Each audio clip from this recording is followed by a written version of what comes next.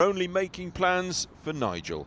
Security uppermost today at an industrial estate in Coventry. Under the arches of the M6, in a family engineering business in the manufacturing heart of England, Nigel Farage's Brexit party, first out of the blocks, campaigning for Euro elections on the day we were once supposed to leave Europe. Good morning.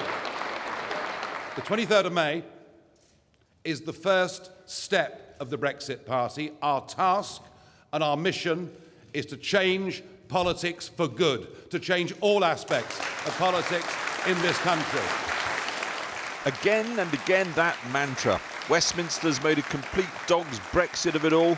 You've been sold out, betrayed. I do believe that we can win these European elections and that we can again start to put the fear of God into our members of Parliament in Westminster. They deserve nothing less than that after the way they've treated us over this betrayal. Also unveiled today, candidate Annunziata Rees-Mogg, sister of Jacob, Tory defector, and no, she told me, my brother isn't leaving too. Mr Farage hopes his party will seize Labour and Tory votes from England's two-party parliamentary wreckage. Both major parties and their defectors know that, whether they see him as a threat or a clown. This strange notion that somehow Nigel Farage isn't part of the establishment and that this is somehow all about an anti-establishment vote. Nigel Farage and his colleagues are the establishment. And I think that what we're seeing as well is that the catastrophic consequences of a no-deal Brexit, what that would mean for real people's lives. Others are attacking in different ways today. Put in www.thebrexitparty.com and you get this. An anti-Farage website. Back in Coventry, though, two big messages today. First, we've got no big donors, so forget Aaron Banks. And the big sell, no extremists in our ranks, unlike, he claims, UKIP. I warned UKIP, don't let in the Tommy Robinson type characters, and worse than him, the entourage around it. I warned them not to do it. They've done it, and I think as a result of that, they're a spent political force. And from what we could gauge, the Brexit partygoers are buying this. Why, for you, would it be, as I presume, the Brexit party rather than UKIP? Well, principally because what Nigel mentioned about the role of the new membership, imports from National Front and so on. Right, they've avoided extremism, as you would say. Yes. And that's the crucial difference. Oh, definitely. I think UKIP, the direction that it's gone with the anti-Islam and Tommy Robinson, sidelining and supporting them, I think it's just gone down the wrong direction for me. UKIP, however, who hired Tommy Robinson as an advisor, rejects Mr Farage's claims. That is a slur. He's known me for about 27 years. He knows the kind of person I am. That is just a complete slur against me and against the party. And if you actually looked at what I've done with the party over the last 12 months, I've taken it up from the point of near collapse, financial and political. I wouldn't be able to do that if people believed the lies and the slurs of the mainstream media and people like Mr Farage. We won the referendum and we haven't got a Brexiteer in charge. Outside the security cordon today, something rather British and quietly impressive. To then turn around and say that people voted for no deal is a con. A small protest from Remainers, Brexit partygoers joining them in earnest but polite debate. So there you have it. One with the Gilets jaunes, coincidence I'm sure, but a group of young people, some very much Remain, some passionately Brexit, having a perfectly civilised discussion on a street corner just outside today's launch. There is hope yet in divided Britain. Alex Thompson, Channel 4 News, Coventry. Well, talks between government ministers and Labour on a possible Brexit deal have been going on again today without much sign of progress, although the Shadow Chancellor John McDonnell said he was feeling positive. Talks are going on, constructive, so we're hopeful. Do you think positive? Positive. Do you think anything could be sorted out over the Easter recess? We're working out a timetable. There's a fair amount of detailed work that will go on over the next week to 10 days, and then we'll see where we're at. Have the government changed any of the red lines? I'm not going into the detail of it. We're trying to be as constructive as we possibly can on all sides and trying to be as positive as we possibly can. but we'll see by the end of next week how far we've gone. Well, meanwhile, the Chancellor, Philip Hammond, is in Washington for meetings with the International Monetary Fund. But even thousands of miles couldn't separate him from questions about Brexit. Our reporter, Danny Isdale, spoke to Mr. Hammond earlier, and she joins us now from Washington, D.C. Danny. Well, Kathy, this annual trip you'd have to think would have been cancelled in the event of a no deal, but as it is, Philip Hammond is here in Washington for these spring meetings with the IMF, with an extension under his belt and having averted, at least for the time being, a no deal, which of course is what the IMF had predicted could cause a recession. So you can understand that he seemed visibly relieved. He also seemed fairly confident, more confident than some others, it must be said, about the success of the cross-party talks. He seemed to think there would be an outcome, and there would be one soon, perhaps within a matter of months, and that the talks would continue through this recess.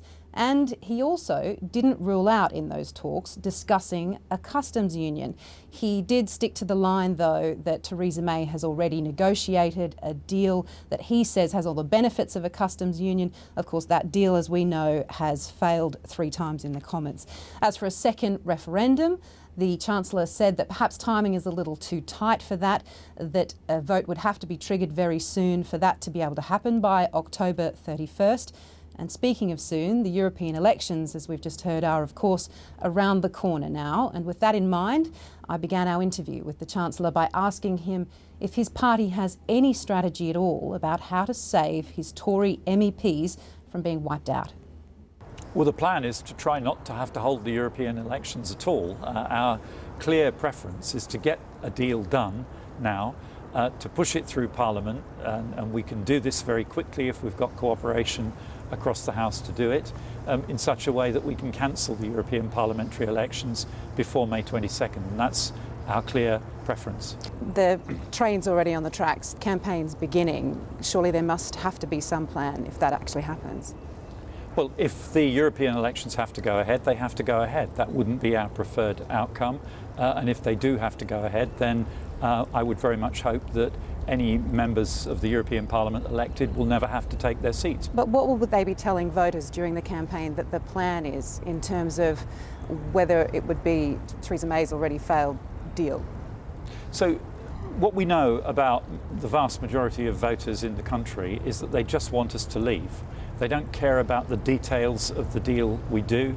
They're not particularly interested in the precise arrangements. They just want us to do the deal, get out, so that we can move on with our lives. And that will be our message in the election, that we are committed to delivering Brexit, to ending freedom of movement, and of course we will have to build a consensus across the House of Commons to exit. But exit we will, and that's clearly what people want us to do. The planning for a no-deal scenario has stopped. Civil servants have stepped down those preparations. Does that mean that a no-deal won't happen? What we've done is stepped down the immediate no-deal planning, the planning we were doing for the possibility of a no-deal exit later today. But the longer-term work, preparing Britain for being outside the European Union, work that will be required whether it's a deal or no deal, is continuing and will continue. How damaging would that be for the economy if come October we're in the same position and we're facing a no-deal scenario? Well, leaving without a deal would be very bad for the British economy, but that is very clearly not our plan. There are 650 members of Parliament. It is clear that the overwhelming majority of them are strongly opposed to leaving with no deal. So that makes it much less likely that that will ever happen, but it is nonetheless the default at 31st of October if we don't get a deal in place by then. So if a no deal isn't off the table, these cross-party talks are very important. Yes. How will the government concede some of those red lines? Are you willing to consider a permanent customs union? Well, I've said already that we go into these talks on the basis that we agree with the Labour Party that we have to deliver Brexit and that we have to end freedom of movement. But on the details of how we do that... Specifically on the customs union, where do you stand on that? But on the detail, beyond those things, we haven't set red lines. We're not going into the talks on the basis so that is under consideration. That we won't discuss this or we won't discuss that. We're prepared to discuss all these issues. That doesn't mean that just because the Labour Party has proposed them, we will agree them, but we're prepared to discuss them. Where do you stand on that? Would you support a customs union if that was the only way to avoid a no deal? So we have negotiated a deal which delivers many of the benefits of the customs union while still allowing the UK to have the opportunity to pursue third country trade deals. And what we want to persuade our colleagues in Parliament of is the benefit of having that best of both worlds, being able to get the benefits of being in a customs union while also having the opportunity to pursue third country trade deals.